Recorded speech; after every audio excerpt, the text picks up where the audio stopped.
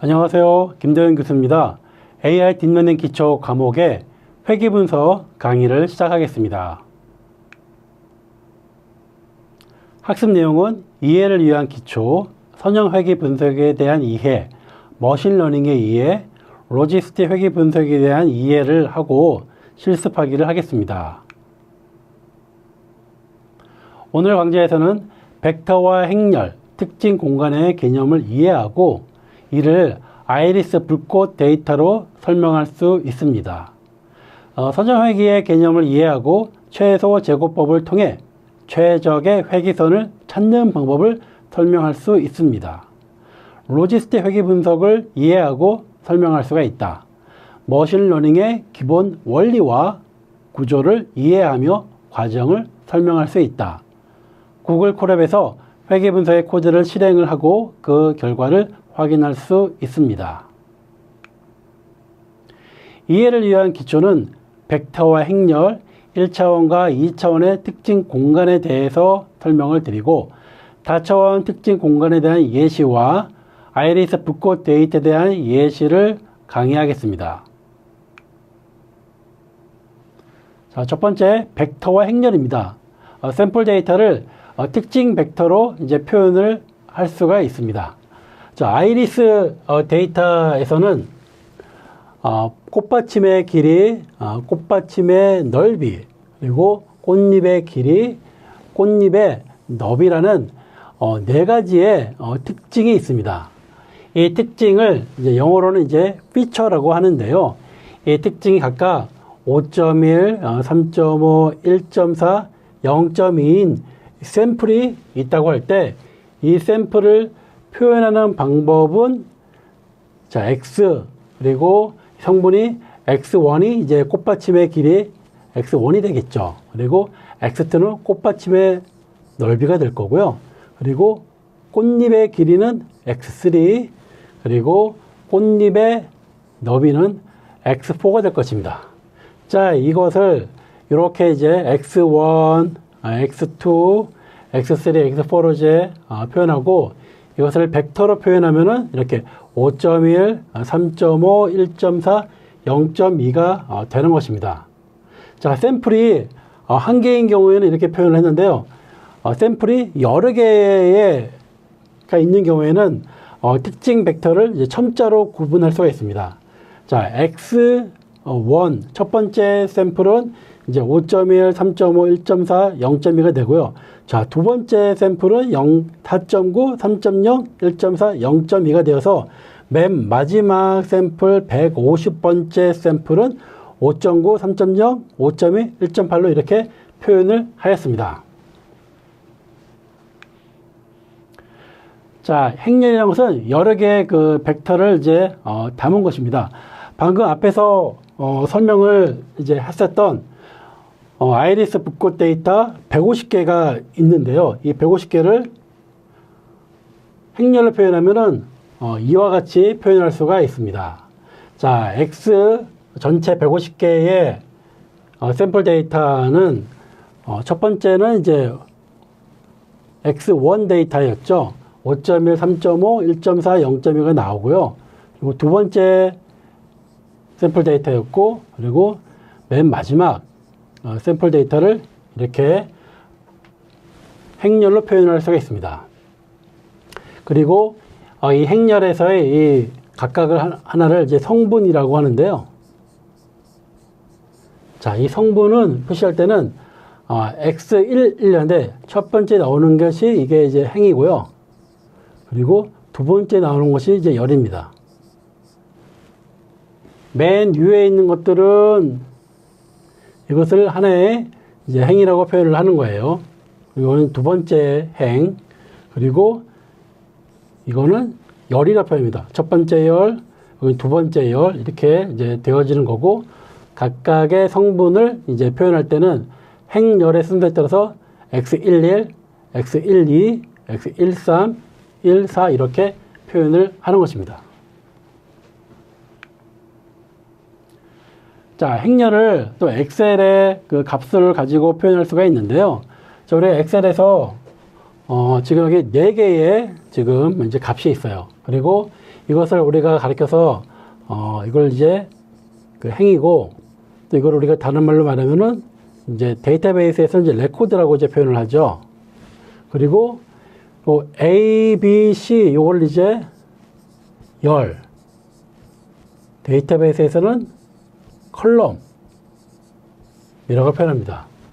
그래서 이렇게 레코드가 있는데 레코드가 4개로 되어 있고, 그리고 열이 이제 컬럼이 있는데 3개의 컬럼으로 이제 된 것, 이런 형태가 이제 행렬의 이제 모습이고요. 또 행렬은 또 이렇게 가로를 하고서 첫 번째 행은 이제 3개의 열을 갖는데 23, 43, 21을 갖고요. 그리고 두 번째 행은 43, 12, 54 이렇게 갖는 것을 말합니다. 행렬에 이제 곱이 있습니다. 자, 행렬의 연산 중에 첫 번째는 이제 행렬의 이제 곱인데요. 행렬의 곱은 이렇게 계산합니다. 자, 여기 1, 2, 3, 4와 같은 행렬이 하나 있고, 그리고 5, 6, 7, 8로 된 이제 행렬이 있는데, 이 두 행렬을 이제 곱을 합니다. 곱은 1하고 5하고 이제 곱하고 2하고 7하고를 곱한 것을 서로 이렇게 더합니다. 그 더한 것을 첫 번째 x 1, 1의 이제 값이 되는 거고요. 자, 두 번째 것은 x 1과 6을 이제 곱하고, 그리고 2하고 8을 곱한 것을 더합니다. 자, 요거죠. 그럼 이것을 계산하면 22가 됩니다. 이렇게 해서 이제 나머지 부분들도 곱해서 더하면은 이것이 이제 행렬의 이제 곱이 되는 것입니다. 자, 행렬의 곱에서 중요한 점은요, 첫 번째 행렬의 그 열의 개수. 자, 여기서는 지금 2죠. 여기 1, 2. 그리고 두 번째 행렬에서는 행의 수. 자, 여기서는 여기 1이고 두 번째니까요. 두 개의 행입니다. 이 열의 수와 행의 수가 같아야 행렬의 곱이 가능합니다. 그렇겠죠? 이렇게 지금 계산을 하는데 1 곱하기 5, 2 곱하기 7을 했는데, 만약에 여기 또 뭐 다른 숫자가 뭐 있다고 합시다.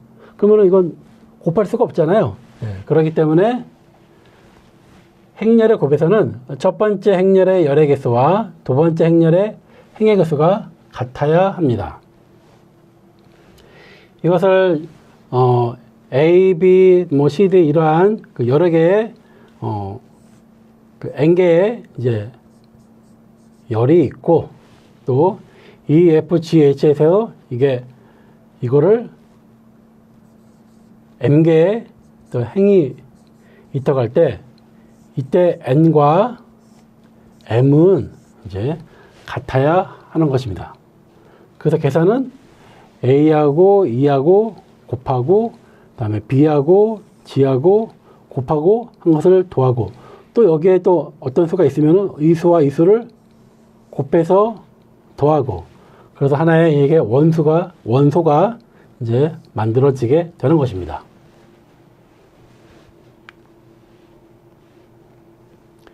행렬 연산을 좀 더 식으로 이제 표현을 해 보겠습니다.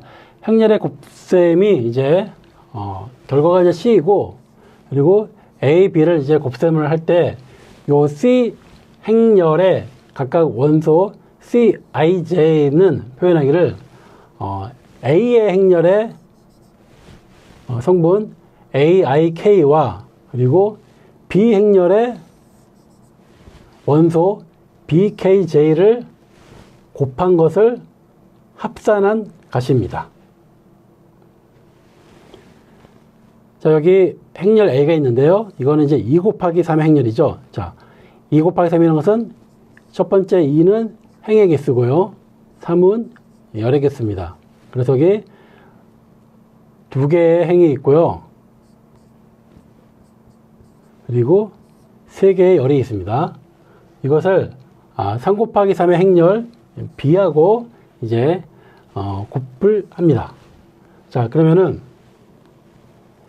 첫 번째, 이 3하고 2하고 곱하고, 그 다음에 4하고 1을 곱하고, 또 1과 4를 곱한 거를 더합니다. 그럼 요 값이 계산하면은 14가 되는 거예요. 자, 이렇게 행렬 A가 J고, 그리고 행렬 B가 JK라면은 AIJ와 행렬 BJK를 행렬 곱을 하면은 그런 C가 만들어지는데, 그 C는 IK의 형태로 되는 것입니다. 자, 여기 2 곱하기 3의 행렬이 있죠. 그리고 JK는 3 곱하기 3의 행렬이었어요. 그래서 그 결과는 C인데 2 곱하기 3의 행렬로 이렇게 만들어졌죠. 첫 번째 행, 두 번째 행, 그리고 세 개의 열로 만들어졌습니다. 자, 중요한 것은 교환 법칙은 성립하지 않습니다. 우리가 대수학에서는 교환 법칙이 이제 성립이 되었잖아요. 즉, 뭐 7 곱하기 6은 6 곱하기 7과 같지만은, 그러나 행렬에서는 교환 법칙이 성립하지 않습니다.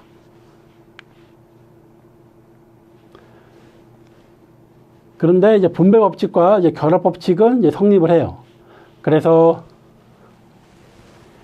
A와 B 플러스 C를 이제 더한 것을 행렬에 곱셈을 하면은, 자, AB 계산하고 AC 계산한 것을 이제 더할 수가 있고요. 이게 분배 법칙이고요. 그리고 결합 법칙은, 자, B와 C를 먼저 행렬 곱셈을 한 다음에 그 결과에다가 A를 곱셈을 하는 것은 A, B를 곱셈한 다음에 거기다가 C를 곱셈한 것과 같은 결과를 갖습니다.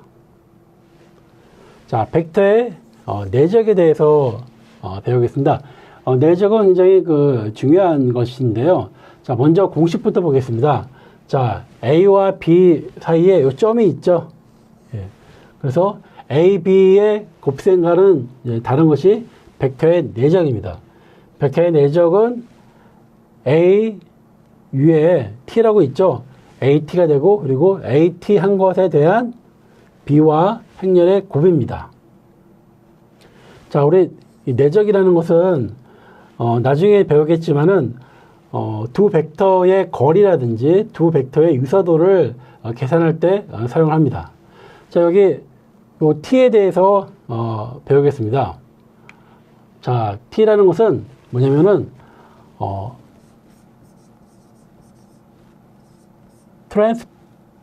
트랜스포즈의 이제 그 약자를 이제 t라고 한 건데요. 이제 전치 행렬이라는 뜻입니다. 자, 여기 A 행렬이 있는데요. A 행렬이 이렇게 구성이 되어 있어요. 근데 요거를 이제 전치 행렬로 이렇게 바꾸는 방법인데요. 전치는 각 이 성분간을 서로 바꿔주는 거예요. 이렇게. 그래서 첫 번째 요 컬럼을 위에 행으로 가는 거예요. 여기는 이제 열이었던 것이 행으로 가는 것이죠. 또 두 번째 요 열을 전치 행렬에서는 두 번째 행으로 이렇게 가는 거예요. 그리고 맨 마지막 열을 맨 마지막 행으로 가는 것입니다. 자, 예를 들어서 A 행렬이 있는데 A 행렬이 이제 3, 4, 1, 0, 5, 2라면은 이거를 전치 행렬로 이제 바꾸는 것은 요 30이 행으로 가고요. 그리고 두 번째 열 4, 5가 두 번째 행으로 가고 마지막 열의 마지막 행으로 가는 것입니다. 자, 이제 전치 행렬에 대해서 그럼 이제 배웠어요. 자, 그러면은 자, 우리가 요 x1이 있고 x2가 있는데 이 두 개의 요 벡터의 내적을 이제 구해 보겠습니다. 자, 요 산식에 의해서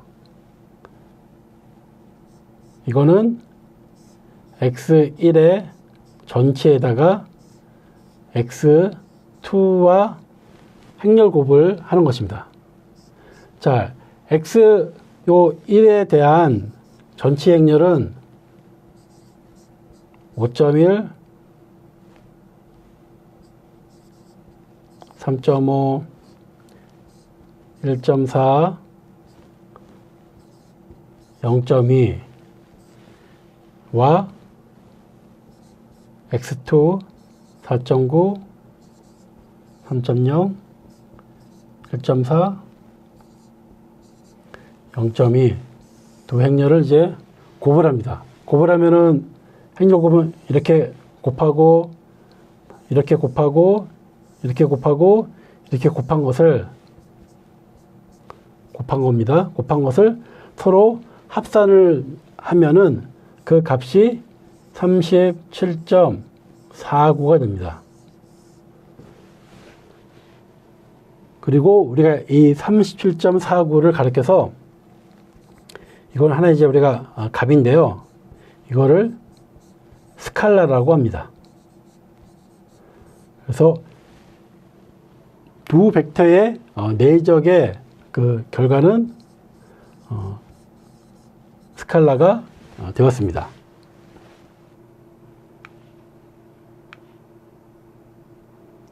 예, 특수 행렬이라고 해서 행렬의 종류에 대해서 조금 더 살펴보겠습니다.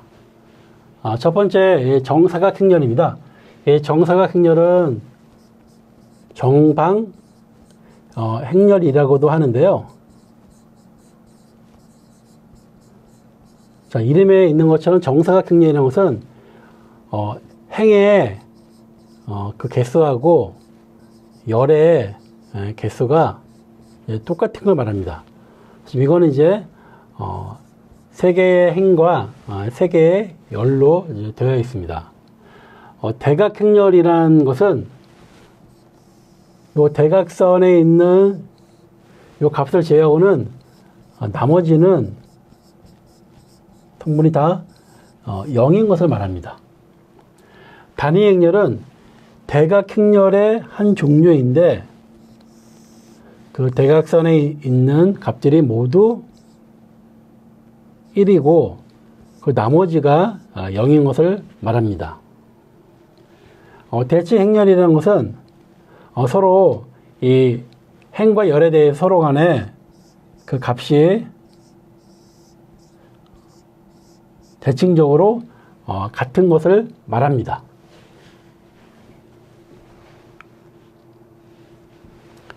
아, 1차원 특징 공간과 2차원 특징 공간에 대해서 설명을 드리겠습니다.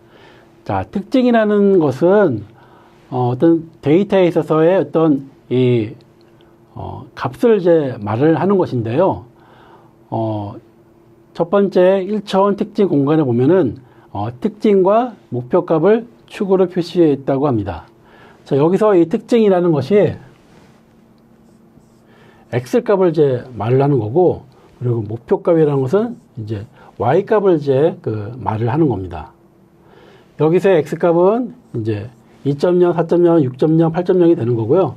그리고 이에 해당하는 목표값들이 3.0, 4.0, 5.0, 6.0이 된 겁니다. 그리고 특징만으로도 그 축으로 표시를 할 수도 있습니다. 자, 1차원적 특징이라는 것은 자, 특징의 그 개수가 한 개를 말하는 것입니다. 자, 2차원 특징은 특징 벡터가 특징이 이제 두 개를 이제 말을 하는 것이 2차원 특징입니다. 자, 예를 들어서 x 값은 이제 몸무게와 이제 키가 되고요. 몸무게와 키에 따라서 장타율에 대한 어떤 결과값이 이루어진다면은 이렇게 x는 몸무게 키 2차원이 되고요. 그리고 장타율은 이제 결과값이 다른 것입니다. 그리고 체온과 두통이 x값이고 체온과 두통에 따라서 감기 여부를 이제 판별하는 어떤 값이 있으면은 이 체온과 두통 이것도 이제 특징이 두 개죠. 그래서 이것이 2차원의 어떤 특징 공간이 됩니다. 그런데 이거를 우리가 특징 벡터와 목표값을 같이 이제 표시할 경우에는 이렇게 3차원의 어떤 그림으로 이제 표시를 해서 2차원 특징은 이렇게 평면에서 이제 표현을 이렇게 하고, 그리고 그 x 값에 상응하는 그 값들이 이렇게 y 값에 아까 이렇게 매핑을 이제 하는 모습을 갖는 것을 이렇게 볼 수가 있습니다. 그리고 특징 벡터만으로도 축으로 이제 표시하는 경우에는 이렇게 x1, x2에서 x 값만 이제 표현을 하기도 합니다. 다차원 특징 공간에 대한 예시를 더 설명하겠습니다. 자, 1차원은 직선으로 이제 표현이 되고요. 2차원은 평면, 3차원은 공간이죠. 그리고 4차원부터는 우리 사람이 좀 이해하기 어려운 이제 차원의 공간으로 이제 들어갑니다. 아이리스 붓꽃 데이터는요, 이제 꽃받침의 길이, 뭐 너비, 그리고 꽃잎의 길이, 꽃잎의 너비까지 해서 이제 그 4개의 특징을 갖기 때문에 4차원의 이제 공간으로 이제 표현이 되고요. 그리고 와인 데이터 같은 경우는 이제 13개의 특징으로 이제 이루어져 있습니다. 자, 그리고 엠리스트 데이터가 있는데요. 자, 이것은 무엇이냐면은 사람이 이제 손으로 쓴 이제 숫자가 있어요. 뭐 다양한 그 숫자가 있겠죠. 사람들마다 숫자를 쓰는 방법이 다 다르니까요. 자, 그러면 이렇게 사람이 쓴 손으로 쓴 그 숫자를 이거를 이제 이미지 데이터들을 이제 만들어 놓은 데이터가 이제 엠리스트입니다. 그리고 이거를 이제 이거는 1이야, 이거는 2야, 이렇게 각각 이제 라벨링을 이제 붙여 놓은 거예요. 근데 화소가 이제 784가 이제 된 것은 이렇게 이 이미지를 28 곱하기 28의 형태로 이제 이루어져 있기 때문에 28 곱하기 28을 하면은 이제 784가 됩니다. 그래서 이 28 곱하기 28에 각각의 요 화소의 값들을 이제 표현을 해 놓은 것이 이제 엠리스트 이제 데이터입니다.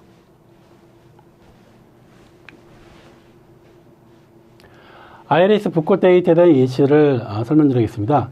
이거는 이제 통계학자인 피셔 교수가 1936년에 캐나다 동부 해안의 가스페 반도에 서식하는 세 종류의 붓꽃, 세토사, 그리고 버시컬러, 또 버지니카를 50송이씩을 채취해 가지고서 만들었습니다.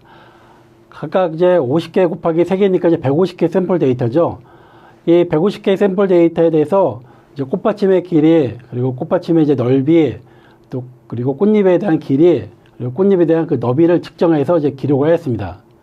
4차원 특징 공간이 형성이 되었고요. 그리고 목표값을 이제 세 종의 숫자로 이제 표시함으로써 1, 2, 3 값 중에 하나가 되었습니다.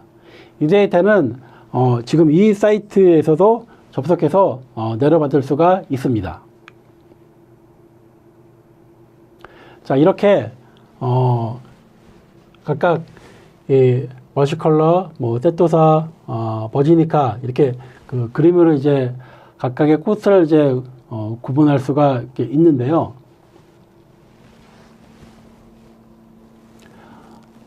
꽃받침의 이제 랭스니까 이제 길이죠. 그리고 꽃받침의 이제 너비입니다. 그리고 이거는 이제 꽃잎의 길이고요. 꽃잎의 이제 그 너비를 측정을 해가지고서 그리고 이것에 대한 각각에 대한 이 종류까지 이제 표현을 했습니다.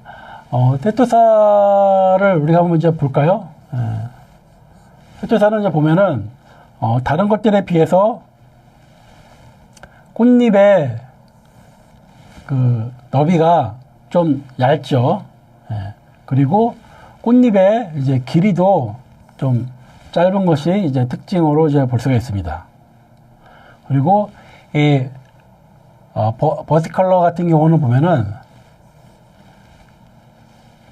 버시컬러는 꽃받침의 이 길이가 다른 것들에 비해서 상당히 좀 이제 긴 거를 이제 볼 수가 있죠.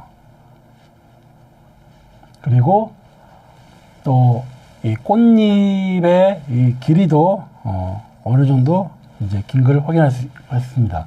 이렇게 이제 그 세 가지 종류의 붓꽃 데이터들의 그 각각의 특징들을 이제 네 가지의 데이터를 가지고서 측정을 해서 이제 만들어 놓은 것이 이제 붓꽃 데이터이고, 이 데이터를 가지고서 이제 이 머신러닝에 있어서 이제 분류에 그 적용을 해서 학습 데이터를 이제 활용을 해서 이제 모델들을 이제 만들어내고 이제 평가하는 것들을 사용을 하고 있습니다. 선형회계 분석의 이해에 대한 강의를 하겠습니다. 이 강좌에서는 이제 회계 분석이란 선형회계의 예시, 그리고 선형회계의 문제, 그리고 잔차, 최소 제곱법에 대한 개념을 설명하겠습니다. 회계 분석이란 먼저 딥러닝은 자그마한 통계 결과들이 이제 무수히 얽히고 설켜 이루어지는 복잡한 연산의 결정체라고 합니다. 딥러닝을 이해하려면은 딥러닝이 가장 말단에서 이루어지는 기본적인 두 가지의 원리, 계산 원리를 알아야 됩니다. 그것이 바로 첫 번째가 선형회계고요. 그리고 두 번째가 로지스틱 회계입니다. 중고등학교 수준에서는 공부하지는 이제 않았기 때문에, 그리고 또 대학에서 통계를 전공하지 않았다면은 다소 익숙하지 않은 이제 주제입니다. 하지만 이 두 개념을 이해하기 위해서 반드시 어려운 공식이나 수학, 통계학 개념에 통달해야 되는 것은 아닙니다. 어렵지 않은 수학 용어와 중고등학교 수준으로도 딥러닝의 밑그림이 되는 그 개념을 충분히 이해할 수가 있습니다. 이것을 알고 나면은 딥러닝을 구동시키는 원리에 한 걸음 더 다가설 수가 있습니다. 머신러닝은 제대로 된 선을 긋는 작업부터 시작을 하는 것입니다. 이 선의 방향을 잘 정하면은 그 선을 따라간 것만으로도 지금은 보이지 않은 미래의 것을 예측할 수 있기 때문입니다. 자, 회계분석 정의입니다. 독립변수가 종속변수에 미치는 영향력의 크기를 파악하여 독립변수의 특정한 값에 대응하는 종속변수의 값을 예측하는 선형 모형을 산출하는 방법이라고 되어 있습니다. 회계분석에 대한 정의를 들으시니까 금방 이해가 되시나요? 좀 잘 안 되시죠? 예시를 가지고 설명을 드리겠습니다. 자, 회계분석에 독립변수라는 단어와, 그리고 또 종속변수라는 말이 있고요. 또 예측을 한다, 또 선형 모형이다, 이런 것들이 이제 있습니다. 자, 먼저 예시는, 자, 매출액은 광고 횟수에 따라 어떻게 변하게 될 것인가. 두 번째, 담배 판매량과 폐암 환자의 수와는 어떤 관계인가. 우리가 이제 그 관계를 이제 그 말을 할 때는요, 관계가 상관관계가 있느냐, 아니면 인과 관계가 있느냐, 이렇게 이제 그 두 가지에 대한 그룹으로 나눌 수가 있는데요. 상관관계는 어떤 두 개의 데이터나 어떤 사건이 관계는 있지만은 어떤 게 원인인지 결과인지 모르는 거예요. 그리고 인과관계라는 것은 어떤 사건이 있는데 하나는 원인이 되고 하나는 결과가 되는 것입니다. 그럼 첫 번째 예시인 매출액은 광고 횟수에 따라 어떻게 변하는가? 자, 우리가 X를 보통 원인이라고 이제 말을 하고요. 그리고 그 결과로 Y가 이제 결과라고 하는데, 자, 매출액은 광고 횟수에 따라 어떻게 변화하는가? 자, 여기서 원인이 되는 것은 무엇일까요? 자, 매출액이 광고 횟수에 영향을 미치나요? 광고 횟수가 매출액에 영향을 미치나요? 그렇죠. 광고 횟수가 매출에 영향을 미칩니다. 자, 그래서 광고 횟수가 매출에 영향을 미치는 거예요. 두 번째, 담배 판매량과 폐암 환자 수와의 관계는 어떤 관계인가? 담배 판매량이 많아지면은 폐암 환자가 늘어날까요? 폐암 환자가 많아지면은 담배 판매량이 늘어날까요? 담배 판매량이 많아지면은 그에 따라서 폐암 환자 수가 많아질 것으로 우리가 생각할 수가 있죠. 그래서 담배 판매량이 이제 X값이 되는 거고, 그리고 폐암 환자 수가 Y값이 되는 거예요. 자, 우리 여기서 중요한 용어 하나를 좀 배우겠습니다. 자, 우리가 회계 분석에서 원인이 되는 것을 이제 원인 변수로 가고, 그리고 그 결과를 가리켜서 이제 결과 변수로 갑니다. 또 이거를 더 많이 자주 쓰이는 용어는 독립 변수이고, 그리고 결과 변수는 종속 변수라고 합니다. 또 다른 또 용어는 독립 변수, 원인 변수와 같은 뜻인데요. 실험 변수, 그리고 영향 변수가 있습니다.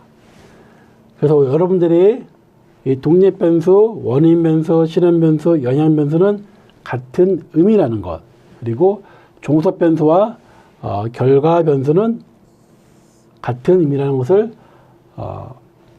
이해하고 외우시길 바랍니다.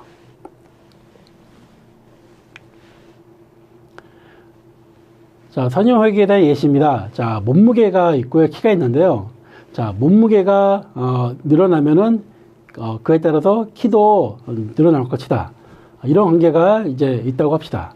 자, 그러면은 몸무게 자, 그 1번은 이제 사람이죠. 자, 첫 번째 사람, 두 번째 사람, 세 번째 사람에 대한 몸무게와 키를 각각 표로 정리하고, 그리고 이거를 그래프로 이렇게 표현을 이제 했어요.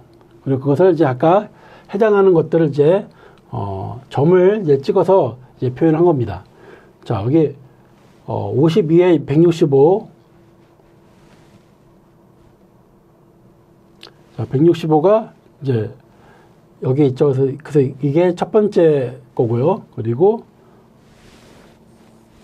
또 165가 또 여기 있죠.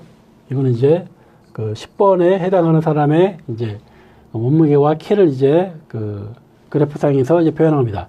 이렇게 이제 13명의 사람에 대한 몸무게와 이제 키를 이제 표로 이제 표현했어요. 우리가 이거를 이제 산전도라고 이제 그 말을 합니다. 그리고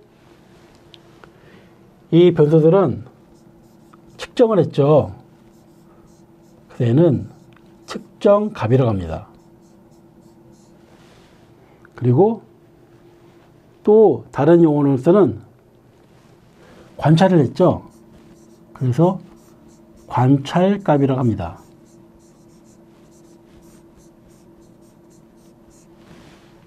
또 이 값들은요, 실제로 있는 값이잖아요. 그죠? 그래서 실제 값이라고 합니다. 자, 그래서 측정값, 관찰값, 실제값, 네. 세 가지가 다 같은 뜻입니다.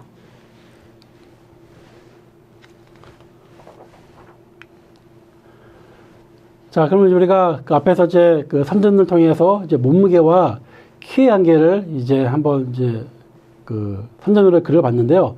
자, 몸무게와 키는 어느 정도 관계가 있는 것으로 보이죠. 그리고 그거를 이제 각각 그 측정된 그 몸무게와 키를 가지고서 직선을 하나 이제 우리가 한번 그어봅시다.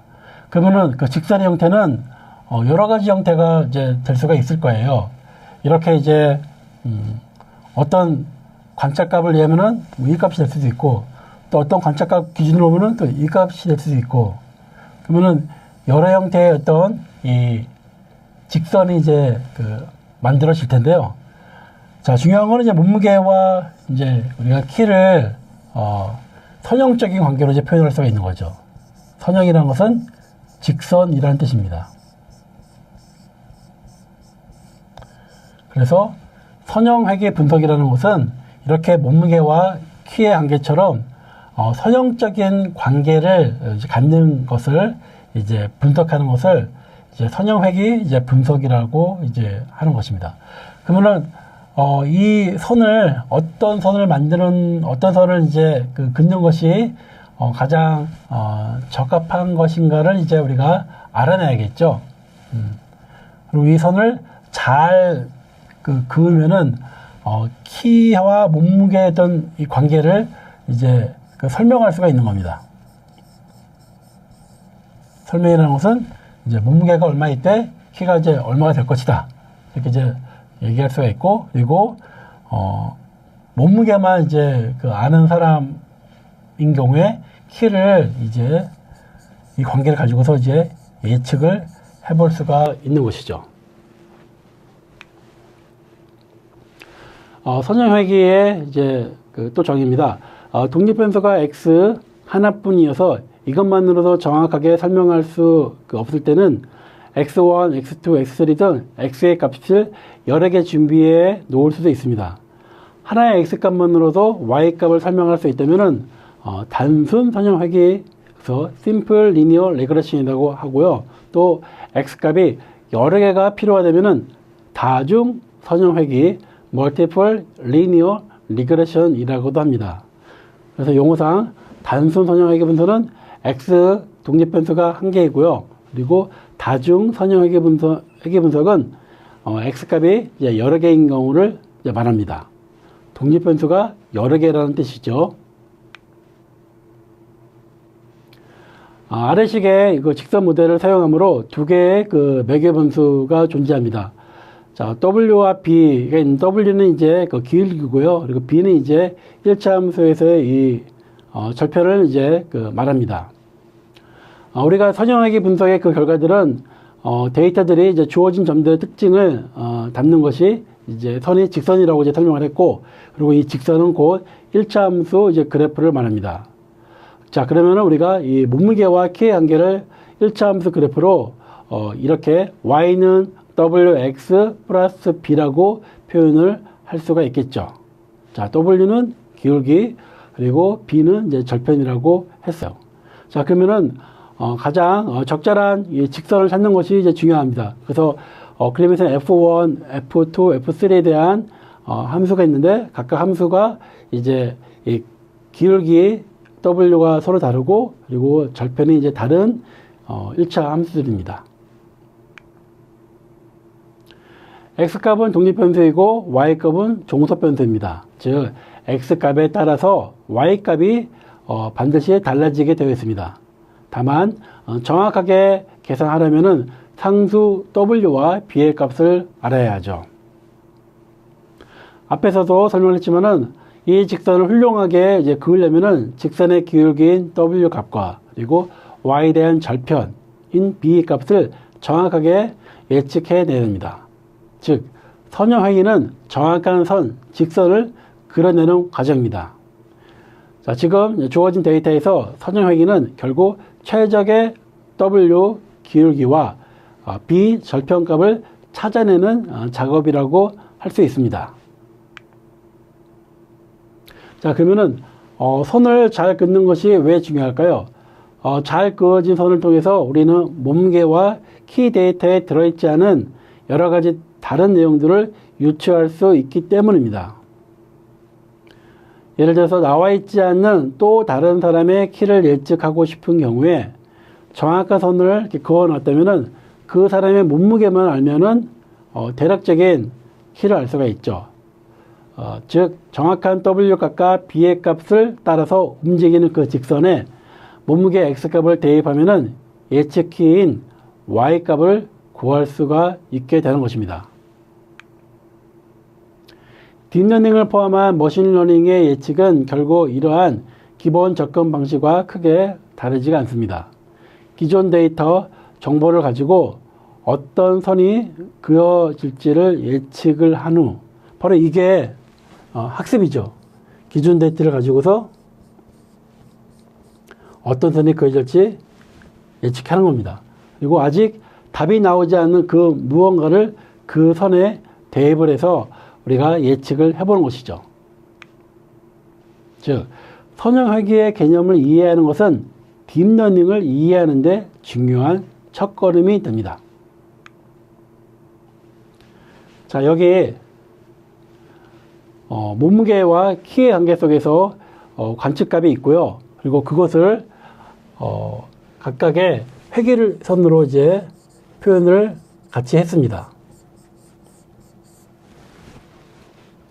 자, 우리가 이 회귀선을 좀 더 확대해서 이제 보겠습니다.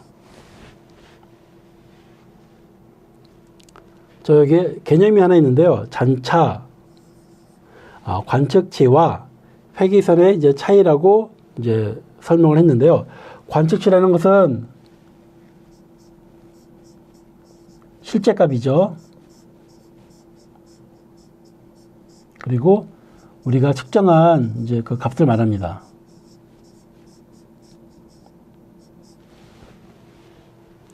여기서는 이제 이러한 이 파란색 그 점들이 관측치가 됩니다. 그리고 이 관측치를 이제 가지고서 직선의 이제 회귀선을 이제 만들었어요.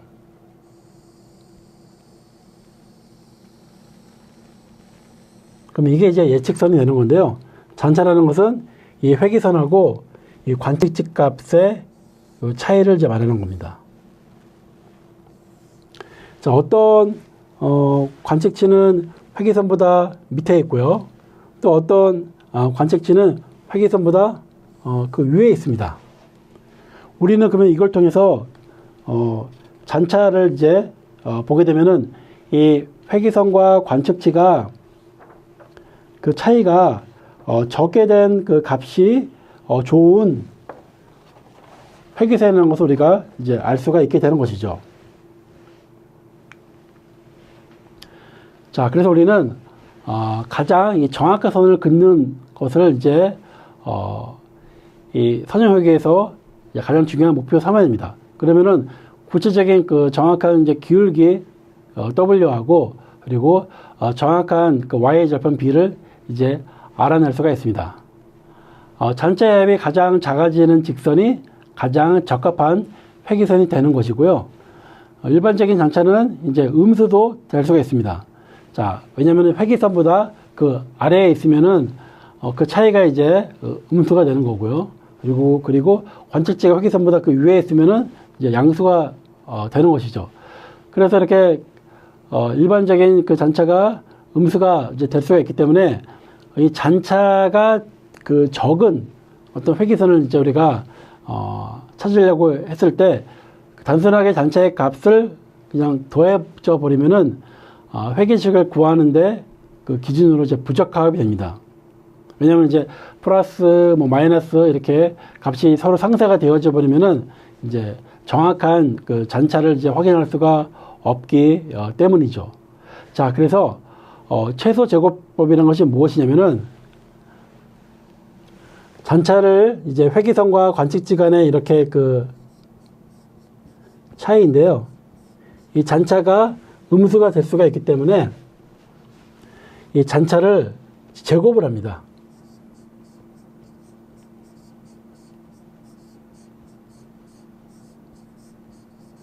자, 잔차를 제곱한다는 것은 의미론적으로 이렇게 그 잔차와 회계선 사이에 정사각형이 이제 만들어지고 그 정사각형의 면적이 되는 거죠.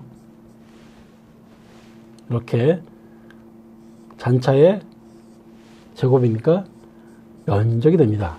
그러면은 아까 일반적인 잔차는 단순하게 합을 하게 되면은 이제 음수가 섞여져 있기 때문에 제대로 된 어떤 얼마나 차이가 나는지를 알 수가 없다고 했지만은 이렇게 제곱을 한 것을 구해서 더하면은 실질적으로 얼마나 차이가 발생하는지를 이제 알 수가 있게 되겠죠. 그리고 이 잔차에 대한 이 제곱에 대한 전체 합을 가장 최소적으로 만들어 줄 수 있는 1차 함수를 이제 구하면 되는 것입니다. 그 1차 함수에 이제 W와 기울기 W와 Y의 좌편 B를 이제 구하는 것입니다. 선형회계 분석에서 1차 함수의 W 기울기 값을 이제 구하는 이제 공식이 최소 제곱법 공식이 있습니다. 자, 지금 가진 정보가 이제 X 값, 우리는 이제 몸무게고요. 그리고 Y 값, 우리가 여기서 이제 키인데요.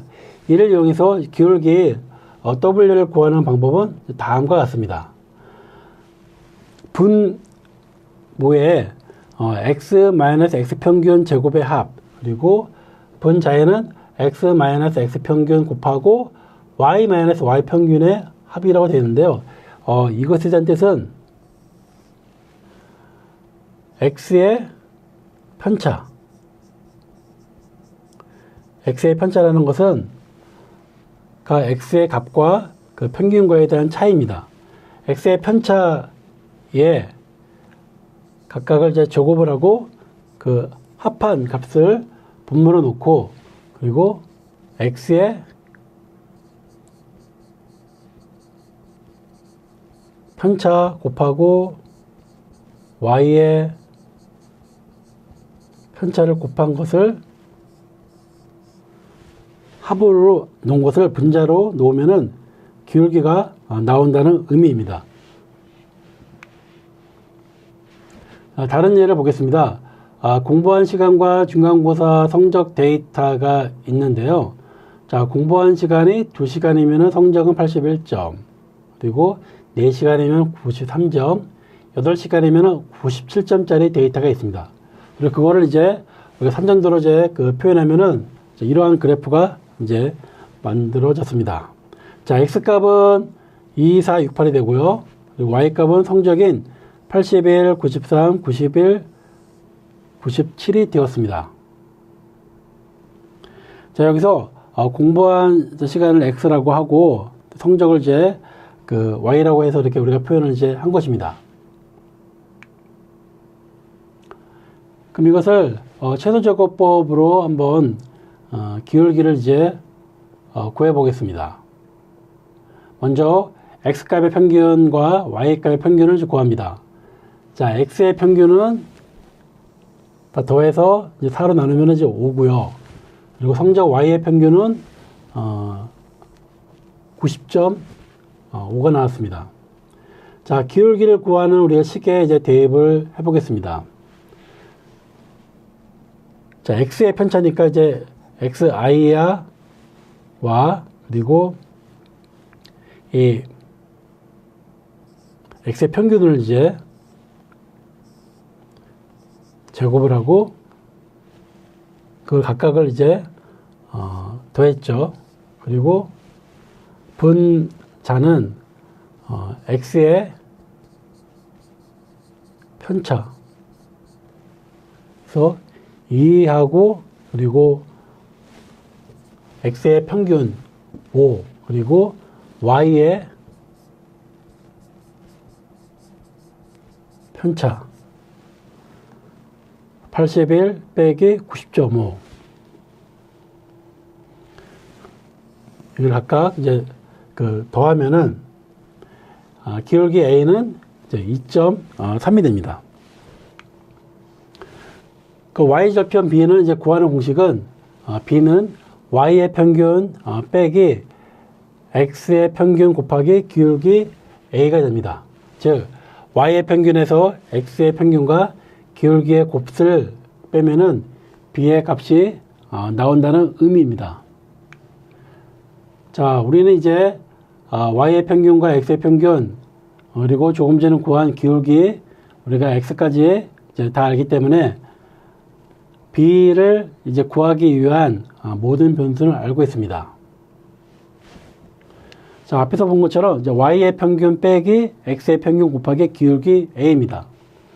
자, 그래서 y의 평균 90.5가 되고요. 그리고 기울기 a가 되고, 그리고 x의 평균 5를 계산하면은 절편은 79가 됩니다.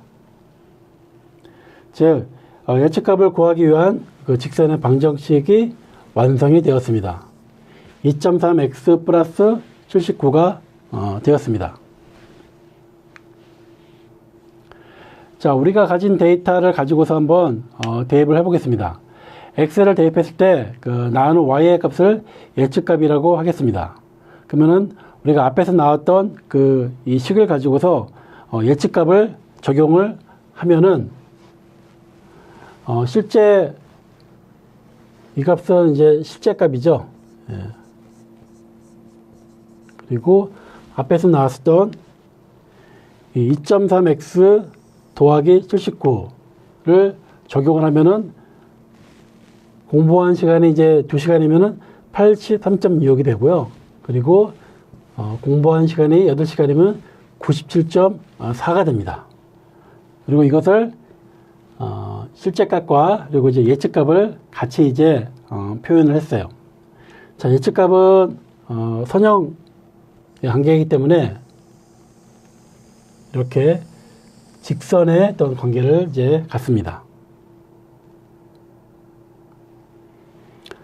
자, 예측값과 그 실제값을 이제 비교하면은 어떤가요? 네. 약간씩 이제 이렇게 차이가 이제 발생했죠. 그죠? 이건 거의 이제 비슷하고요. 그러면 이 차이가 잔차라고 했고, 그리고, 잔차는 이렇게, 예측값과 실제값을 이제 비교하게 되면은 음수가 나올 수도 있기 때문에 그 잔차의, 제곱, 그러면은 이렇게 이제 그 면적이 되는 거죠. 면적, 요 면적, 요 면적. 그래서 요 면적이 최소가 되는 것을 찾는 것이 최소 제곱합이라고 설명을 드렸습니다.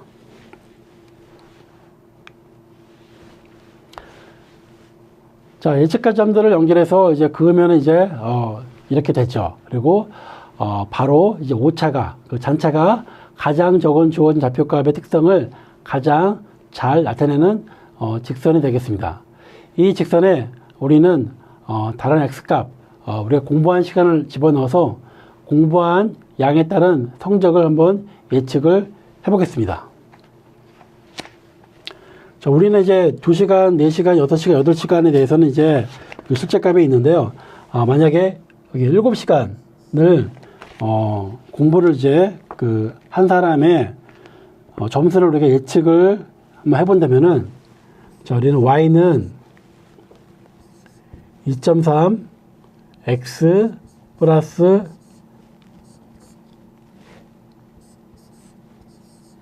79에다가 요 x가 이제 7이 되는 거죠.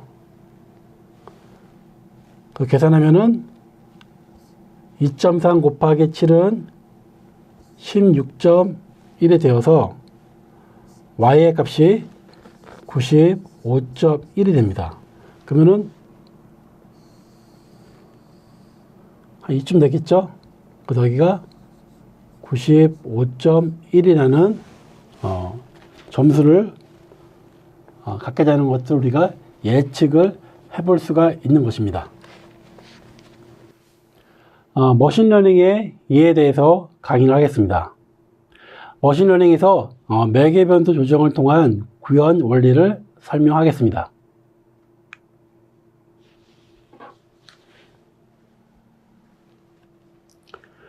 분류하고 예측은 이제 거의 비슷한 이제 그 개념이라고 이제 말할 수가 있는데요. 자, 여기 곤충들의 폭과 길이를 가지고서 에벌레와 무당벌레를 각각 나눠 봤습니다. 곤충들의 이제 폭을 뭐 좀 더 이렇게 통통한 것, 그리고 이쪽은 폭이 좀 이제 날씬한 것, 그리고 길이가 뭐 좀 짧은 거, 그리고 길이가 뭐 긴 것, 이렇게 이제 측정을 해서 이제 애벌레하고 무당벌레를 이제 표현을 해보니까요. 무당벌레가 이렇게 한쪽으로 이렇게 모아졌고, 그리고 애벌레가 한쪽으로 이렇게 모아졌어요. 자, 그럼 우리가 무당벌레는 통통하고 이제 길이가 이제 짧다는 걸 이제 알 수가 있고요. 그리고 애벌레는 길이가 이제 좀 길지만은 폭은 날씬하다는 것을 알 수가 있습니다. 자, 그러면은 여기에 이 애벌레하고 무당벌레를 서로 이렇게 구분하는, 또 분류 어떤 선을 이제 우리가 한번 표현할 수 있겠죠. 자, 우리가 그걸 이제 이렇게 분할선이라고 이제 표현을 했는데요.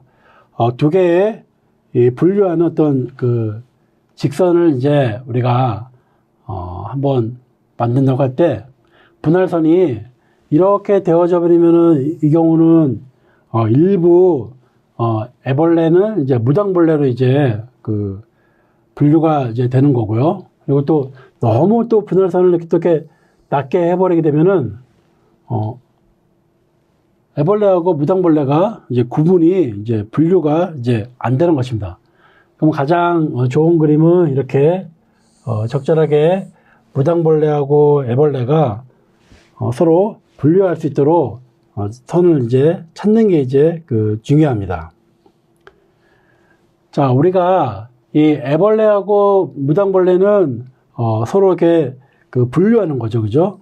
그런데 이 분류도 결국에는 선형 라인, 기울기하고 상수의 값을 갖는 이러한 선형 라인을 찾는 것이라고 우리가 알 수가 있습니다. 자, 이렇게 해서 우리가 어떤 이 분할선을 잘 그어놓으면은 어떤 곤충이 왔는데 그게 애벌레나 무당벌레 둘 중에 하나인데, 미지의 곤충을 이제 이 폭과 그리고 이 길이를 측정을 하면은 그 두 측정값에 의해서 이 미지의 곤충이 애벌레인지 무당벌레인지 알 수가 있게 되는 것입니다.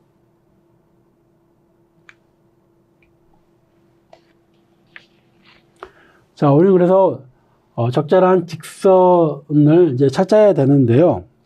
자, 여기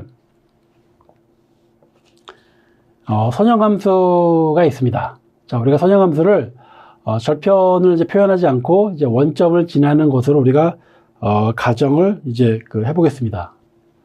자, 이 y는 이제 출력값입니다. 그래서 y 출력값은 기울기 a를 갖는 이제 ax 이제 값이고요. 그리고 t는 이제 목표값입니다. 그래서 목표값은 기울기 a 플러스 델타 a에다가 이제 x를 이제 곱한 것입니다. 이 출력값은 모델에 의해서 이제 만들어진 이제 값이고요. 그리고 목표값은 이제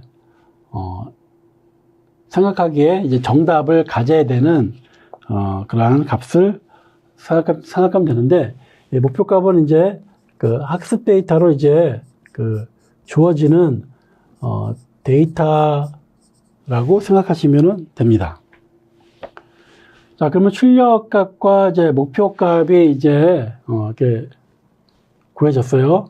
그럼 여기는 이제 그 y가 되는 거고, 여기는 이제 목표값이니까 t가 되겠죠.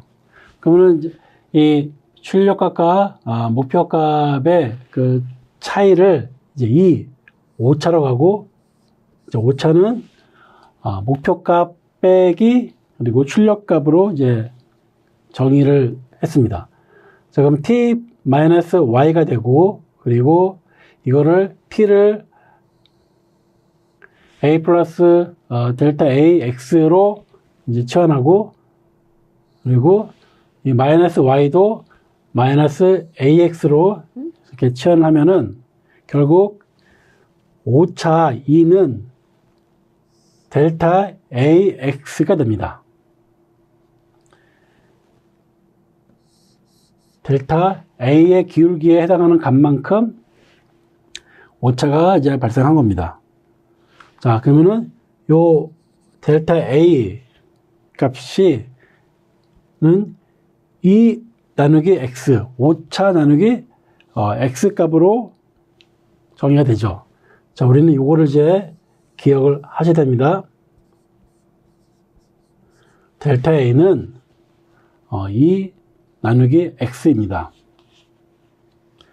자, 학습은 이러한 이 에러 값의 기초에서 기울기 A를 델타 A씩 업데이트 하면서 최적의 기울기 A를 찾아가게끔 알고리즘을 만드는 것입니다. 우리가 원하는 말을 분류를 더 잘할 수 있게끔 직선의 기울기 A를 즉 계산하는 것입니다.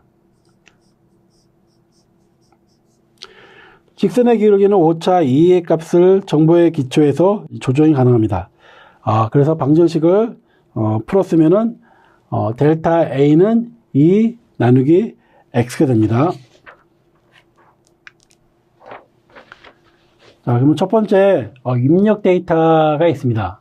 자, 첫 번째 입력 데이터는 X는 3이고요.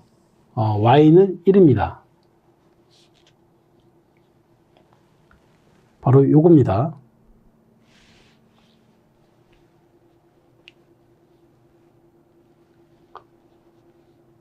그리고 우리는 X가 3일 때 목표값은 이제 1.1로 설정을 했습니다. 1.1로 설정한 것은 요 데이터는 이제 무당벌레거든요. 요 무당벌레보다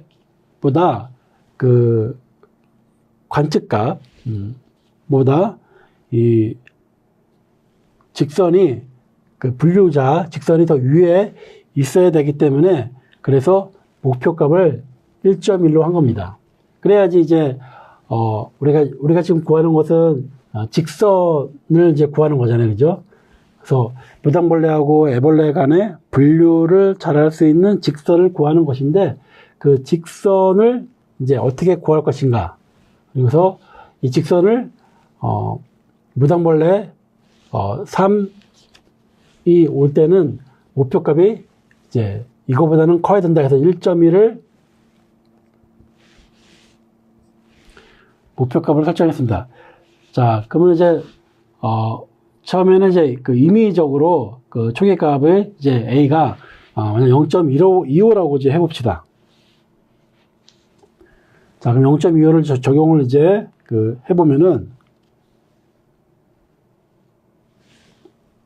X가 3이니까요. 좀 더 크게 쓰겠습니다. 0.25 곱하기 3 하면은 Y의 값은 0.75가 되죠. 그리고 이거를 에러는 t 목표값 빼기 y의 값의 공식을 넣어서 t가 목표니까 1.1이죠. 빼기 y의 값 계산값이 0.75가 되어서 n은 0.35가 되었습니다. 자, 그럼 우리가 델타 A만큼 이제 업데이트를 해야 되니까요.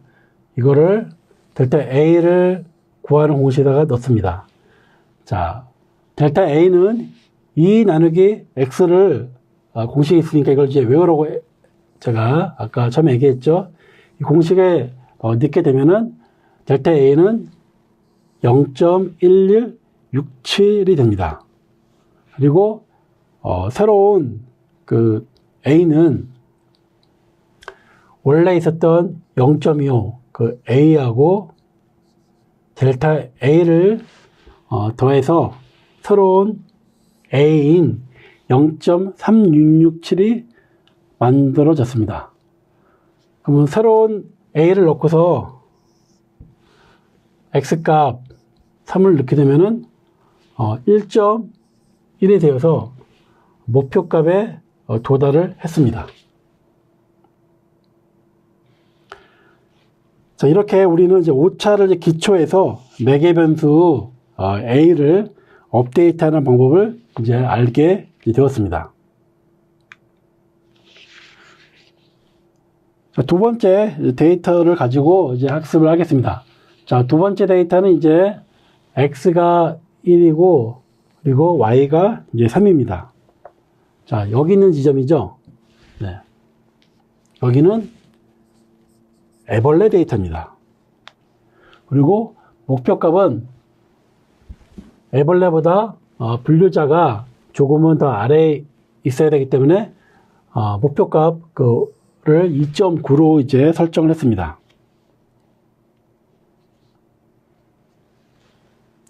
자, 계산을 이제 하게 되지면은 자, 앞에 이제 우리가 새롭게 만들어진 기울기 0.3667에다가 x값 1을 적용하면은 y는 0.3667이 됩니다. 자, 여기죠. 그러면 실제 값 또 3과 이제 차이가 비교해 보면은 많이 납니다. 그죠? 요 에러는 요 t 빼기 y니까요. 자, 목표가 2.9 빼기 지금 계산한 가 0.3667을 대입하면은 2.5333이 이제 됩니다. 델타 이제 A는 공식에 의해서 2 나누기 X이므로 2.5333 나누기 1을 하면은 델타 A는 2.5333입니다. 자, 새로운 A는 A 더하기 델타 A이므로 이제 A가 3667이고 델타 A가 2.533이 됐기 때문에 새로운 A는 2.9가 됩니다. 자, 아직까지 우리가 원하는 수준의 분류자로서 직선의 기울기가 제대로 잘 개선이 안 되었습니다. 왜 그럴까요? 직선이 y의 값에 대해서 목표값 기준으로 업데이트가 되었기 때문입니다. 자, 다시 말하면은 우리가 이 델타 A의 값을 이제 변경을 했는데 이렇게 진행을 하면서 마지막 학습 데이터에 맞춘 업데이트가 되었기 때문입니다. 그래서 우리가 이거를 이제 해결하기 위해서 업데이트를 조금씩 조정을 해야 될 필요가 생겼습니다. 그래서 조금씩 조정을 하는 것을 이거를 이제 학습률 L을 이제 도입을 이제 하는 것입니다. 지금 앞에서는 지금 기울기가 갑자기 이제 변경이 이제 크게 된 것이죠, 그죠? 0.25였다가 또 3667을 바뀌었다가 또 갑자기 또 2.9로 확 이제 바뀌어지고 이렇게 이제 기울기가 확확 이제 변하는 것들을 이제 막기 위해서 학습률을 이제 도입했습니다. 그래서 델타 A를 바로 조정하는 것이 아니라 학습률을 적용해 가지고서 델타 A를 이제 반영을 하는 것입니다. 자, 그러면 우리가 학습률을 0.5라고 이제 도입을 해보겠습니다.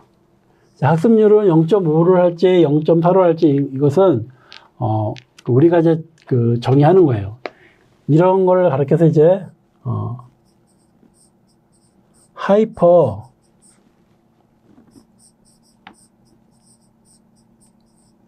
파라미터라고 합니다. 그래서 모델에서 정하는 것이 아니라 우리 이제 머신러닝, 딥러닝 이 개발자들이 본인이 이제 어떤 값을 지정하는 거를 모델 밖에서 지정하는 것을 이제 하이퍼 파라미터라고 하는데요. 학습률이 그 하이퍼 파라미터의 한 예시입니다. 자, 우리가 그러면 이제 학습률을 한번 다시 도입을 해서 첫 번째 학습 데이터 다시 한번 해보겠습니다. 그러면 똑같이 이제 x는 3, y는 1, 그리고 목표값은 1.1로 설정을 했습니다. 자, 그러면은 자, y는 0.25 곱하기 3에서 0.75가 되어졌고, 그리고 목표값은 이제 1.1이 이제 되었습니다.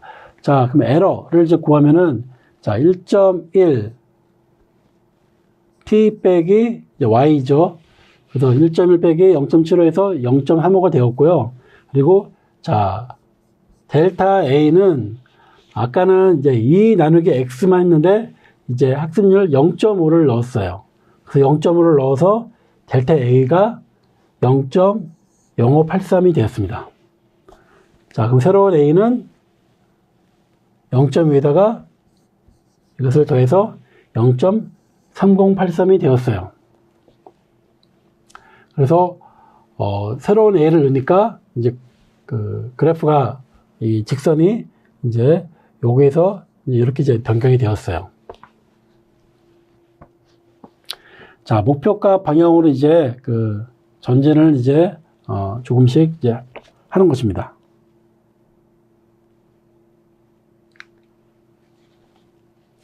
자, 두 번째 학습 데이터인 이제 1과 3을 이제 똑같이 넣고 목표값은 2.9예요. 자, 지금 지금 직선은 지금 여기에 와 있죠, 지금요. 네.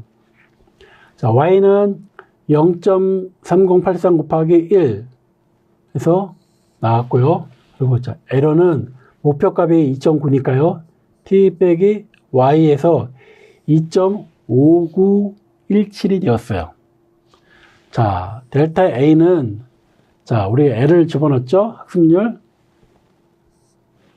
그래서 델타 A는 1.2958이 되었고, 새로운 A는 앞에 A, 직전 A죠? 델타 A를 적용을 하면은 새로운 A는 1.6024가 되었어요. 자, 그러면은 이게 현재까지의 두 번째 학습 데이터의 결과로서 만들어진 분할자입니다. 아까는 두 번째가 이렇게 해서 확 그 분할자가 이제 변경이 되었는데 이렇게 조금씩 이제 분할자가 변경이 이제 되어져서 적절한 이 분할자를 찾게 되는 것입니다. 로지스틱 회귀 분석의 이해를 강의하겠습니다. 로지스틱 회귀에 대한 개념과 그리고 신경망에 대한 비교에 대한 설명으로 강의를 하겠습니다. 로지스틱 회귀 분석이라는 것은 공부한 시간에 따라서 합격 여부를 우리가 어떤 그 값을 가지고 있다 해봅시다. 공부한 시간이 이제 2시간, 4시간, 6시간이면 불합격을 했고요. 그리고 8시간부터 공부하면은 합격을 했다는 데이터가 있으면은 합격 여부는 불합격 또는 합격이죠. 이렇게 로지스틱 회귀라는 것은 두 개의 어떤 값을 갖는 것을 이제 로지스틱 회귀라고 합니다. 선형 회귀는 이제 그 y의 값이 이제 또 직선의 그 값들에 의해서 이렇게 이어지는 연속된 값들이지만은 로지스틱 회귀라는 것은 0, 1 아니면 불합격, 합격 이런 것처럼 두 개의 분류값을 갖는 것을 말합니다. 자, 그러면은 선형회계에서도 우리가 산전도를 통해서 이제 그 그래프로 이제 표현을 했는데요. 이 공부한 시간에 따른 합격 여부에 대한 요 데이터를 가지고서 우리가 그래프를 한번 표현을 해보겠습니다. 자, 불합격이면은 이제 0이고요. 그리고 그래서 2, 4, 6은 이제 불합격 0에 이제 그 점을 찍었고요. 그리고 합격은 이제 1에 점을 이제 찍었습니다. 자, 우리가 로지스틱 회계 분석이라는 것을 잘 몰랐다면은 이렇게 점이 있는데 여기에 이 직선을 그어서 우리가 분류를 한다면은 어떻게 해야 될까요? 뭐 이렇게 해야 될까요? 아니면 뭐 이렇게 해야 될까요? 이렇게 이제 그 직선을 가지고서 이제 표현할 수가 없는 거예요. 그래서 이 경우는 직선이 아니라 이렇게 S자 형태의 곡선이 이제 필요로 하는 것입니다. 로지스틱 회계에 대한 그 정의는 역시 선형회계와 마찬가지로 적절한 선을 그리는 과정입니다. 다만 그것이 직선이 아니라, 왜냐면은 연속된 값이 아니고 참과 거짓의 사이를 구분하는 S자 형태의 선을 그어주는 작업이기 때문입니다. 이러한 X자 형태로 된 그래프가 그려지는 함수가 있는데 그게 바로 시그모이드 함수입니다. 시그모이드 함수를 이용해서 로지스틱 회계를 풀어가는 과정은 이렇게 y는 모에는 1 플러스 2 마이너스 ax 플러스 b의 분자는 1입니다. 이 식을 통해서 알 수 있는 것처럼 우리가 구해야 되는 그 값은 여기서도 결국에는 ax 플러스 b라는 것을 우리가 알 수가 있습니다. 시그모이드 그 함수에 있어서 이 ax 플러스 b에서 이 a의 값이 이제 그 크게 되면은 경사가 가파라집니다. 그리고 a의 값이 이제 작아지면은 경사가 좀 완만해지는 특징이 있고요. 그리고 b의 값이 이제 크면은 이쪽으로 이제 이동을 하고, 그리고 b의 값이 작으면은 왼쪽으로 이동하는 특징이 있습니다. 자, 학습이라는 것은 이제 입력된 데이터의 특징을 이용해서 0 또는 1의 그 아웃풋을 이제 예측을 해야 되는 것인데, 결과론적으로 이제 추정값과 실제값의 그 차이를 그 줄이는 최적의 값을 찾아가는 것이 이제 학습이죠. 이중 분류의 사용이 그 되고 활성화 함수로 그 하는 것이 이제 시그모이드 함수입니다. 로지스틱 회계에서의 그 목표는 입력된 데이터의 특징을 이용해서 0 또는 1의 아웃풋을 예측하는 것입니다. 결과론적으로는 이제 추정값과 실제값의 차이를 줄이는 최적의 값을 찾아가는 과정이 학습입니다. 이중 분류에 사용이 되고 활성화 함수는 시그모이드 함수를 사용합니다. 자, 시그모이드 함수는 특정 범주에 속할 것인지 대 확률을 예측하는 것이기 때문에 반드시 그 아웃풋 값이 이제 0과 1 사이에 이제 있어야 하는 것입니다. 추정값과 실제값에 그 가까운 정도를 판단하는 척도로 크로스 엔트로피 함수를 이제 사용을 이제 하는데요.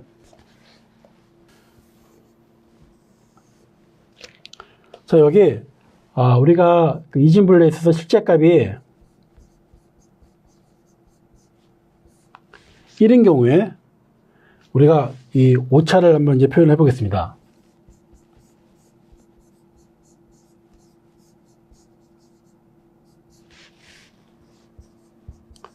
오차이고요. 그리고 여기가 이제 1이고 2인데, 자, 실제값이 이제 1인데 예측값이 1이면은 이제 오차는 0이니까 이제 역을 통과하겠죠. 그래서 그 그래프는 이렇게 이제 되어지고요. 그리고 실제값이 0인 경우에 이 오차값은 실제값이 0인데 예측값이 이제 0인 경우에는 오차 역을 통과합니다. 그래서 이런 식의 이제 그래프가 이제 만들어집니다. 근데 요 그래프는 로그로 이제 표현을 할 수가 있는데요. 그리고 또 요 그래프도 이제 로그로 표현하면은 y는 마이너스 로그 1 마이너스 x가 되어집니다. 자, 이렇게 로지스틱 회계에서는 이제 손실함수가 크로스 엔트로피 함수를 이용하게 되고, 그것은 이제 이렇게 로그의 값으로 이제 표현한다는 것이 특징입니다.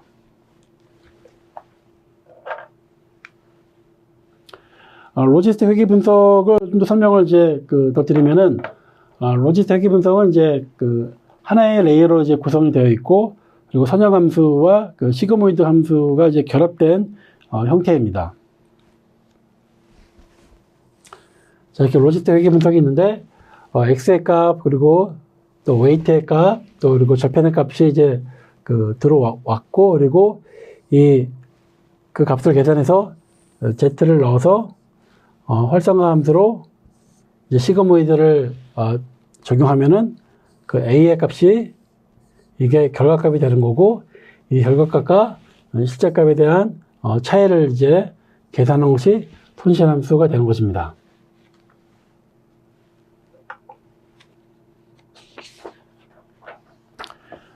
가설에서는 이제 인풋 데이터의 패턴을 임의의 수학적인 표현으로 설정을 하는 것을 뜻하고요.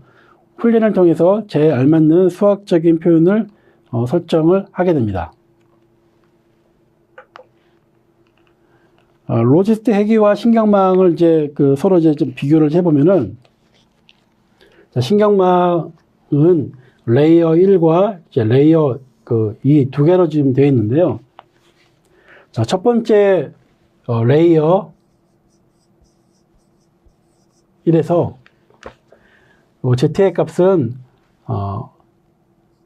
웨이트 값 곱하기 x 그리고 절편 b를 이제 계산을 해서 이 z의 값에다가 활성화 함수 이제를 통과하면은 a가 됩니다. 그리고 자, 두 번째 레이어 이 부분인데요. 여기서 똑같이 이제 계산식에 의해서 이제 웨이트 값을 넣고 요 x가 요 값입니다. 그래서 앞에서 레이어 1에 대한 그 값을 이제 넣고 그리고 절편을 이제 구해서 z2가 나오고, 그리고 z2를 또 활성화 함수를 통과해서 나오면은 이 a2가 결과값, 즉 예측값이 이제 되어지고, 그리고 이 값과 실제값 간의 어떤 이제 차이를 이제 구하는 이제 손실함수를 적용을 이제 하는 것입니다. 네, 이번 시간에는 프로그램을 이제 실습을 통해서 선형회계 분석과 로지스틱 회계 분석을 실습을 해보겠습니다. 선형회계 분석에 대한 실습입니다. 선형회계 분석에 대한 실습을 시작하겠습니다. 자, 최소제곱법을 통해서 가장 최적의 회계선을 찾는 것을 실습해 보겠습니다. 저희 데이터가 이제 두 가지가 있는데요. 하나는 이제 이상치 데이터가 없는 것이 있고, 이상치 데이터가 있는 것에 대한 예제가 있습니다. 자, X 데이터는 이제 10, 9, 3이고요. 그리고 Y 데이터는 이제 90, 80, 50, 30인 데이터가 있습니다. 그리고 이상치 데이터를 이제 넣은 데이터가 있습니다. 11과 이제 40일 데이터를 이제 넣었는데요. 이거를 이제 우리가 한번 이제 그림으로 한번 이제 표현을 해보겠습니다. 자, 산점도를 이제 그리게 되면은 이렇게 표현되죠. 첫 번째 예시이고요. 그리고 두 번째 예시는 이제 이렇게 이상치를 넣었습니다. 자, 우리가 최소 제곱법을 이제 통해서 기울기를 이제 구할 수가 있는데요. 자, 최소 제곱법은 이러한 공식으로 되어 있죠. 자, x 편차 제곱의 합과 그리고 x 편차 y 편차에 대한 합입니다. 자, 이 최소 제곱법 요 식을 이렇게 이제 함수로 이제 표현을 이제 했습니다. 네, 똑같죠? 모에는 이제 편차에 대한 제곱에 대한 썸이 있고요. 그리고 분자에는 이제 x 편차, y 편차에 대한 썸이 있습니다. 그리고 절편에 대한 찾는 공식은 y 평균값 빼기 찾은 기울기 곱하고 그리고 x 평균입니다. 자, 이렇게 해서 x값과 y값을 넣어서 구하면 바로 6.6 기울기와 22.9의 이제 절편 b의 값을 갖습니다. 그리고 두 번째 예제 데이터도 입력을 하면은 이렇게 3.42라는 이제 기울기와 절편 34가 이제 구했습니다. 자, 이거를 이제 이 예측값으로 이제 표현을 이제 해보겠습니다.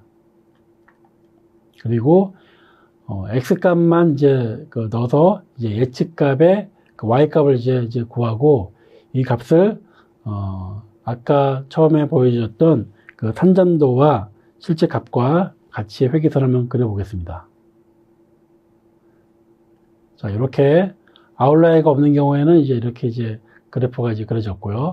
그리고 아웃라이어가 있는 데이터는 이렇게 데이터가 좀 다른 오차가 굉장히 좀 많이 발생을 했죠. 자, 이렇게 해서 이제 우리가 최소 제곱법을 통해서 선형 회귀의 이 W와 그리고 절편을 이제 구했고요. 머신러닝을 통해서도 우리가 이제 구할 수가 있습니다. 자, 머신러닝은 이제 가중치를 이 매개변수의 W 값들을 이제 학습 데이터를 통해서 이제 하나씩 이제 값을 이제 구하는 것이죠. 자, 스키트런은 이제 리니어 모델에서 리니어 레그레션을 이제 임포트를 이제 하고 그리고 측정 값을 이 학습 데이터로 이제 입력을 해줍니다. 자, 위에 썼던 x 값과 y 값을 이제 입력을 이제 해줍니다. 그리고 모델에 학습해서 결과를 이제 모델 1에 있는 이 코에피션트 이제 계수값이고요. 그리고 인터셉트 절편값을 이제 출력을 하면은 이렇게 이제 출력이 이제 되었습니다.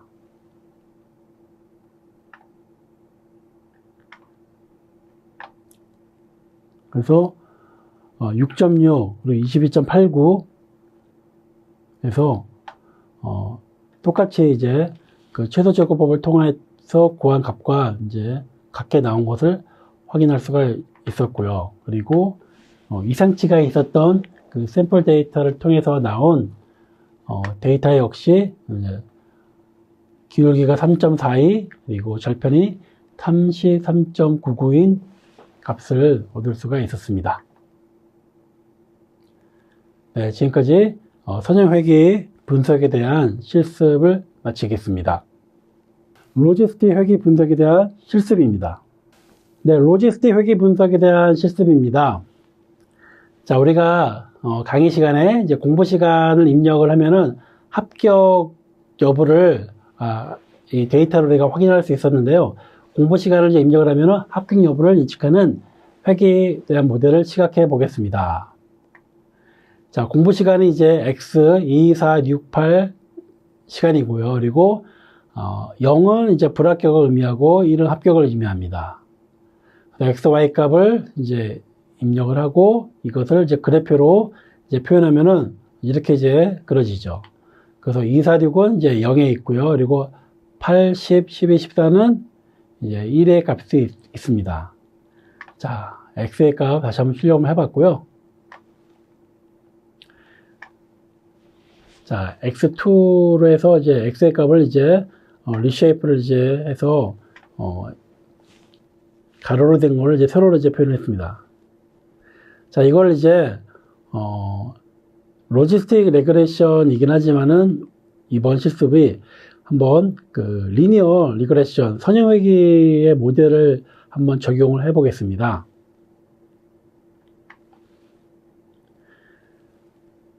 자, 모델에 적용을 할 때에는 요 x를 원래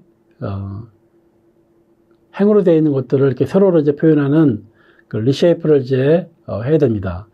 그래서 x 값을 이제 리쉐이프를 하고서 리니어 리그레션을 호출해서 학습을 시켰습니다. 그리고 그 모델 학습한 모델을 이제 프레딕트를 해 보면은 직선으로 표현됩니다. 자, 그러면은 우리는 S자로 된 어떤 그 회계선을 이제 원했지만은 선형 회계 분석을 했기 때문에 리니어 리그레이션을 이제 임포트해서 학습을 했기 때문에 이렇게 직선의 형태가 만들어지는 것을 확인할 수가 있습니다. 자, 그럼 범주형 레이블에 이제 회계 모델을 적용할 때는 로지스트의 이중 분류가 되는 로지스트 회계 분석을 이제 이용을 해야 되죠. 자, 그래서 스키트런에서 이제 로지스트 레그레션을 이제 임포트를 하고 이제 피트를 해서 이제 학습을 시켰습니다. 그 결과 모델을 이제 예측을 하게 되면은 이렇게 2, 4, 6은 이제 0에 이제 그려지고 6, 8에서 8부터 이제 1로 이제 그려지는 S자 형태의 그래프를 이제 얻을 수가 있었습니다. 모델의 실제 값은 어떻게 되냐면요. 우리가 그 2, 4, 6, 8, 10, 12, 14의 X값을 줬었을 때 이 로지스트 레그레션의 학습된 그 결과에 대한 그 값을 보면은 이렇게 표현됩니다. 그래서 두 개의 이 컬럼이 있는데요. 첫 번째 컬럼은 이제 결과값이 이제 0인 경우의 확률, 그리고 두 번째 컬럼은 결과값이 1인 것의 확률입니다. 첫 번째 2를 넣었을 때는 첫 번째 컬럼이 0.99고요. 두 번째 컬럼이 0.008로 거의 0에 가깝습니다. 그러면은 이 경우는 1에 가까운 첫 번째 컬럼에 해당하는 0이 예측이 되는 거고요. 그래서 2시간, 4시간, 6시간, 세 번째까지는 확률을 보면은 첫 번째가 값이 큽니다. 그리고 8시간인 네 번째부터는 이때부터는 확률의 값이 첫 번째보다는 두 번째 그 열의 값을 뜻하는 1이 값이 더 큽니다. 그래서 이렇게 이중 분류가 되었다는 것을 알 수가 있고요. 이 모델의 그 프레딕트 프로바 말고도 거리 기반으로 데이터를 이제 그 결과값을 보여주는 게 있는데요. 그거는 이제 디시전 이제 펑션을 사용합니다. 디시전 펑션을 보면은 2, 4, 6에 해당하는 X값에 해당하는 그 결과값들은 이렇게 마이너스 이제 값들이 이렇게 나왔고요. 그리고 8, 10, 12, 14에 해당하는 값들은 양의 값들이 이제 그 나온 것을 이제 볼 수가 있습니다. 이렇게 그래서 구분이 되어지는 것을 확인할 수가 있습니다. 네, 이상 로지스트 회계 분석에 대한 실습을 마치도록 하겠습니다. 이번 강의에서 배웠던 것을 평가를 해보겠습니다. 자, 첫 번째 문제입니다. 벡터와 행렬에 대한 설명 중 올바르지 않은 것은 1번, 벡터는 여러 개의 숫자를 일렬로 나열한 것이다. 2번, 행렬은 여러 개의 벡터를 행과 열로 구성한 것이다. 3번, 벡터와 행렬은 모두 동일한 차원 이하에만 연산할 수가 있다. 4번, 행렬은 데이터를 표현하고 연산하는 기본 단위로 사용된다. 정답은 네, 3번입니다. 벡터와 행렬은 차원이 다를 수가 있고요. 차원이 맞는 부분끼리 연산을 수행할 수가 있습니다. 두 번째 문제입니다. 선형 회계 모델은 독립 변수와 종속 변수 간의 비선형 관계를 모델링한다. 정답은 X죠. 예. 선형 회귀 분석은 독립변수와 종속변수 간의 선형 관계, 직선 관계를 모델링합니다. 세 번째입니다. 학습률이 너무 크면 발생할 수 있는 문제는 무엇인가요? 1번, 학습 속도가 느려진다. 모델이 최적의 값을 빠르게 찾는다. 3번, 모델이 발산하여 최적의 값을 찾지 못한다.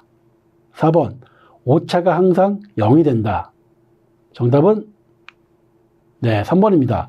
학습률이 너무 크면 모델을 발산하여서 최적의 값을 찾지 못할 수 있습니다.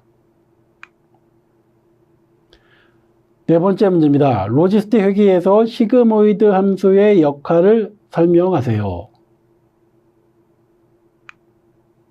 시그모이드 함수는 입력값을 0에서 1 사이의 확률값으로 변환하는 역할을 합니다. 이는 로지스틱 회귀 모델이 이진 분류를 해결할 수 있도록 하는 것입니다. 이진 분류는 두 가지의 값을 갖는 것이죠.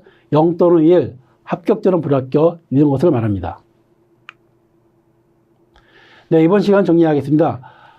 이해를 위한 기초에서는 벡터와 행렬은 벡터는 여러 개의 숫자를 일렬로 나열한 것이고 행렬은 여러 벡터를 행과 그 열로 구성한 것입니다. 벡터와 행렬은 머신러닝 모델에서 데이터를 표현하고 연산하는 기본 단위입니다.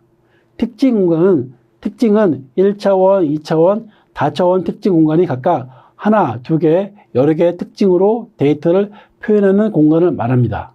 예를 들어서 아이리스 붓꽃 데이터는 꽃받침의 길이와 넓이, 꽃잎의 길이와 너비를 특징으로 한 4차원 특징 공간에 데이터를 배치할 수 있습니다. 선형 회귀 분석은 독립변수 X와 종속변수 Y 변수 간의 관계를 직선의 형태로 모델링하는 방법입니다. 자, 독립변수는 원인 변수, 또 영향 변수라고 말할 수가 있고요. 그리고 종속변수는 결과 변수라고도 할 수 있습니다. 최소 제곱법은 데이터를 가장 잘 설명하는 회귀선을 찾기 위해 잔차의 제곱의 합을 최소화하는 방법을 통해서 기울기를 찾는 거고요. 그리고 그 기울기 W와 절편의 B를 계산해서 최적의 회귀선을 구할 수가 있습니다. 머신러닝의 이해를 하기 위해서 우리가 학습을 했는데요. 첫 번째 학습 데이터는 초기 가중치를 설정하고 첫 번째 학습 데이터에 대해 오차를 계산해서 가중치를 업데이트를 했습니다. 그리고 반복 학습을 통해서 모든 학습 데이터에 대해 반복적으로 오차를 계산하고 가중치를 조정해서 최적의 가중치를 찾는 과정입니다.